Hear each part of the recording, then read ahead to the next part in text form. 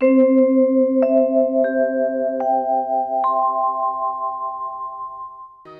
देवताओं का कार्य सिद्ध करने के लिए कश्यप और अदिति के यहाँ आश्रम में कृतार्थ करते हुए ये तेरा सब छीन लेंगे। इनके 3 पग को तुम समझ नहीं पा रहा। राजा बलि ने कहा, गुरुजी, वो त्रैलोक का मालिक जो जगत का दाता है वो मेरे यहाँ भिक्षा के लिए आया और ऐसे मौके को मैं चूक जाऊं? भगवान, मैंने तो कहा है तो दूंगा। भगवान ने कहा, राजन, 3 पग पृथ्वी और वो भी सलाह करना, इससे मैं ये चला। राजा बलि चरण पकड़ लिए, नहीं महाराज आप जाओ मत। तो बोले संकल्प ले।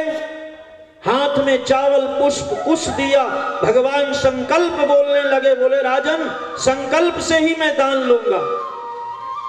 राजा बलि ने संकल्प दिया, हाथ में जल रखा, पत्नी को बुलाया। दोनों पति पत्नी बोले, कल पत्नी तेरी रूठ जाए कि ये ऐसा नहीं ऐसा, तो पत्नी को भी बुलाओ, सपत्नीक होके दान करो।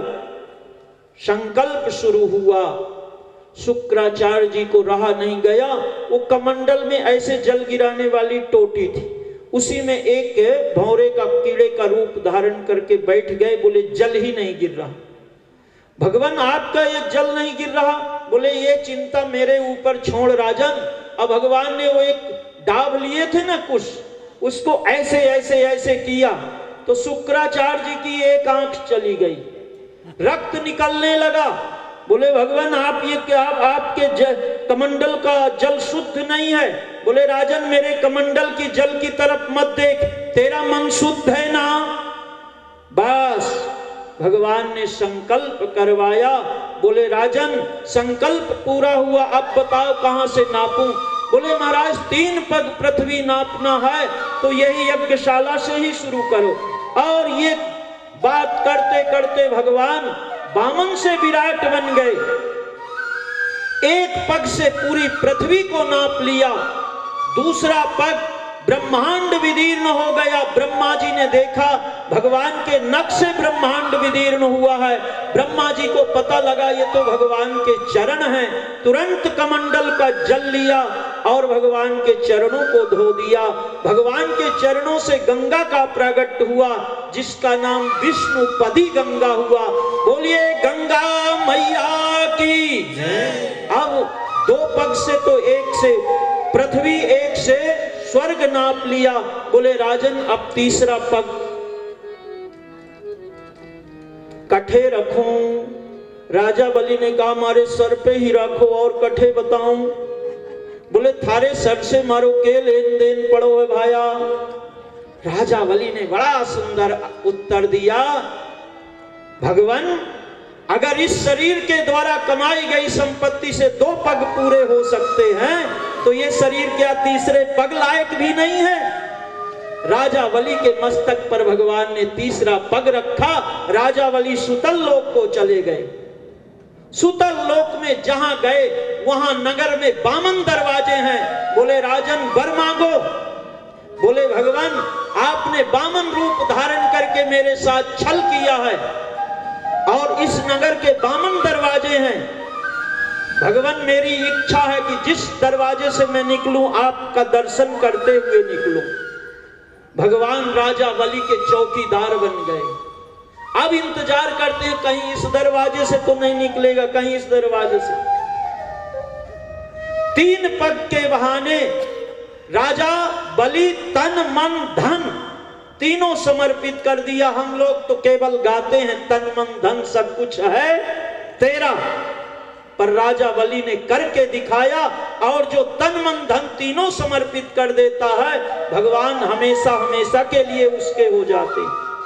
त्रैलोक में हाहाकारी मच गई। नारद जी गए, बोले ओ नारायण का पता नहीं। बोले अब वो तो राजा बलि के चौकीदार बन गए हैं। तो नारद जी ये बताओ कि अब वो वापस स्वर्ग को कैसे आवे। बोले आप ब्राह्मणी बन के जाओ, आज माता लक्ष्मी रक्षाबंधन का दिन है, गई हैं। अरे भैया, थे भी दुखियारा मैं भी दुखियारी। राजा बलि ने कहा, मैं किस बात को दुखियारा हूं। के बात कर सी आज सुंदर दिन को देख के तू मने अपशकुन क्यों मनासी बहन? अब कोई भाई कहेगा तो आप बहन कहोगे? बोले जैसे थारा लुट गया वैसे मारो भी लुट गया। ओ थारो के लुट गए हो बहन? बोले वो तो बाद में बताऊं भाया, अभी तो आज रक्षाबंधन है, राखी तो बंधवा। और माता लक्ष्मी ने राजा बलि के मन को मोह लिया। एन बद्धो बलि राजा दानवेंद्रो महाबला तेन त्वाम प्रतिबंधनामी रक्षे माचल माचल। राखी बांधा तो राजा बलि कहते हैं कि ए बहन अपने मन मुताबिक चीज मांग लो, मारे घरा कोई कमी नहीं, मारो सब लुट गयो पर मेरे मन में हो वही राजसी।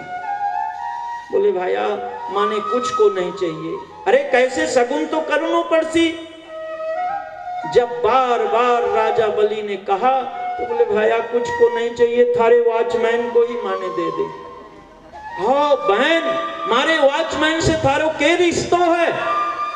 बोले भाया यही तो मारो सब कुछ है, यही तो लुट गयो है। बुलाया। आज भगवान लक्ष्मी नारायण दोनों खड़े। देवताओं को स्वर्ग तो मिला पर लक्ष्मी नारायण भगवान जगत के दाता राजा बलि के यहां खड़े हैं। बोले भगवान अब आप स्वर्ग चले जाओ। बोले नहीं राजन, आपको मैं दर्शन नहीं देता, आपके दर्शन करने आया हूं, करता हूं। गुरु की बात को आपने टाल दिया पर अपने वचनों को नहीं टाला राजन। मैं चातुर्मास तो आपके यहां करूंगा, 8 महीने वैकुंठ में रहूंगा। आज भी देवसैनी एकादशी से और कल जो प्रबोधनी देवोत्थनी एकादशी थी तब तक भगवान राजा बलि के यहां सुतल लोक में रहते हैं, इसीलिए विवाह आदि कार्य वर्जित है। देखो आज राजा बलि अगर चाहते आप किसी कपड़े के शोरूम में जाओ, कपड़े का भाव निश्चित करो और फिर अपना 10 मीटर वाला फीता निकालो। अरे सेठ जी इस फीते से मैं कपड़ा नापूंगा। तो बोले भाया थे रास्ता नाप। क्यों? ये 1 मीटर का भाव हुआ, 10 मीटर को भाव। राजा बलि चाहते तो कहते भगवान आप वामन रूप धारण करके आए हो और विराट से नाप रहे हो, चले जाओ। पर राजा बलि ने ऐसा नहीं किया। आज भगवान ने राजा बलि पर कृपा करी। भगवन् छो तुम इच्छामि हरे अद्भुत कर्मणः अवतार कथा माद्याम माया मत्स्य विडंबनम। भगवान मैं भगवान के अद्भुत चर्चा श्रवण की, भगवान के अद्भुत कर्म सुने। आप कृपा करके बतलाइए कि ऐसी कौन सी परिस्थिति आ गई कि माया मत्स्य विडंबनम, भगवान को मत्स्य रूप धारण करना पड़ा।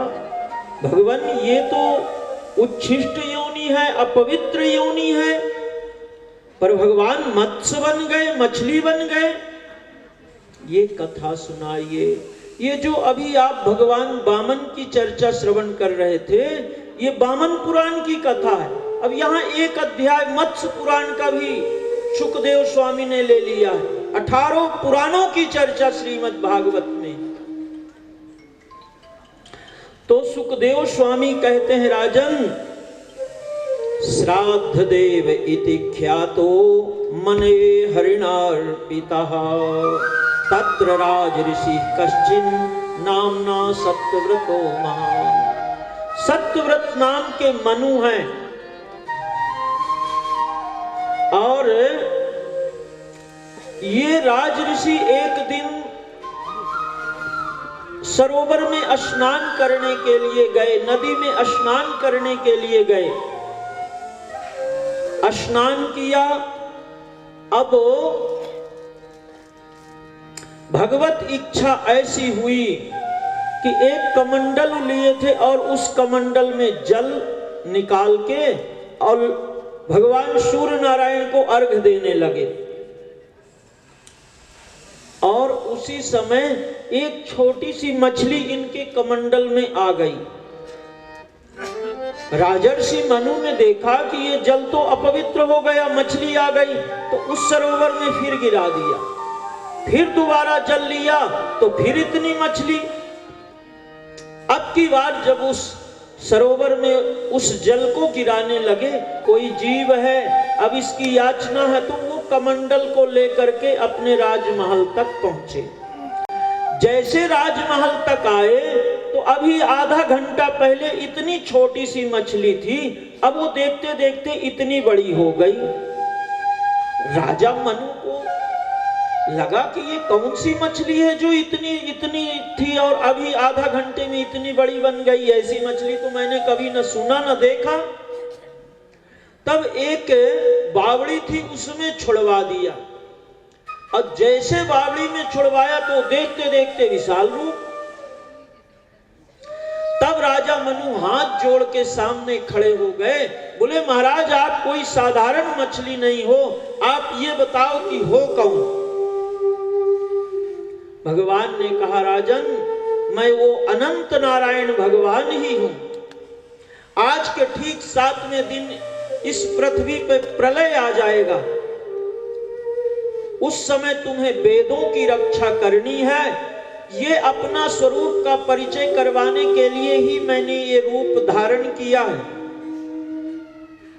तो राजा जब प्रलय आएगा तो तुम वासुकी नाग की रस्सी बना लेना, अब मेरे ये सींग में बांध देना, एक नौका पे सवार हो जाना, फिर मैं तुम्हें वेदों का ज्ञान प्राप्त कराऊंगा।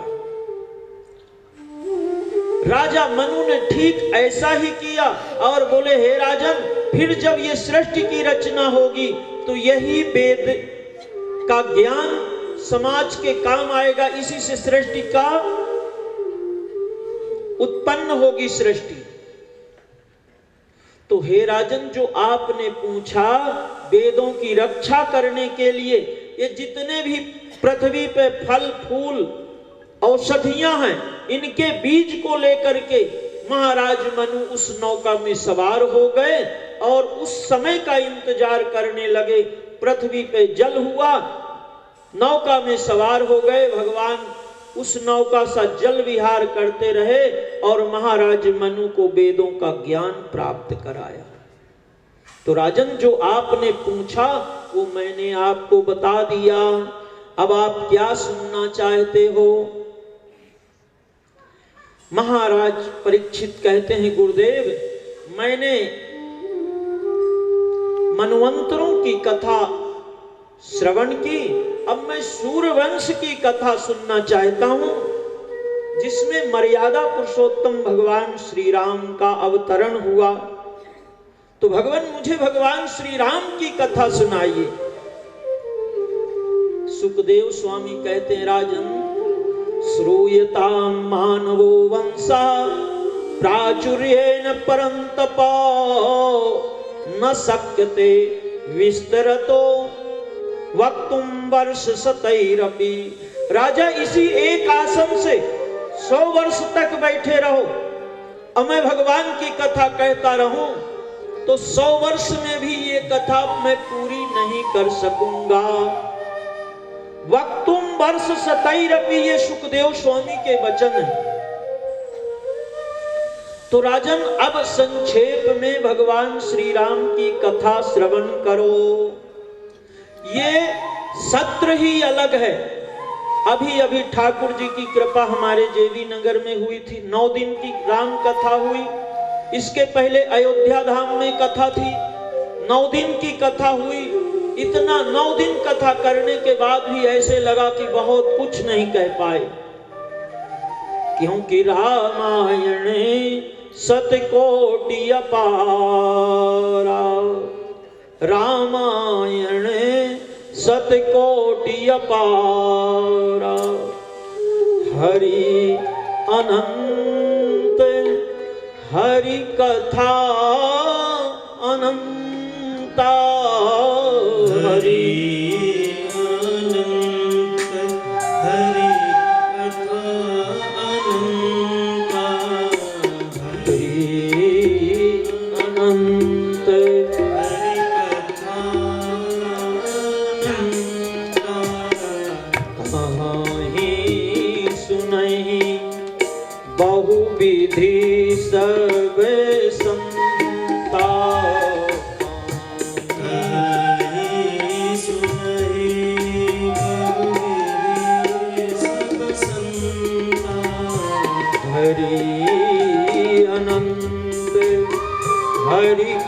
आनंद।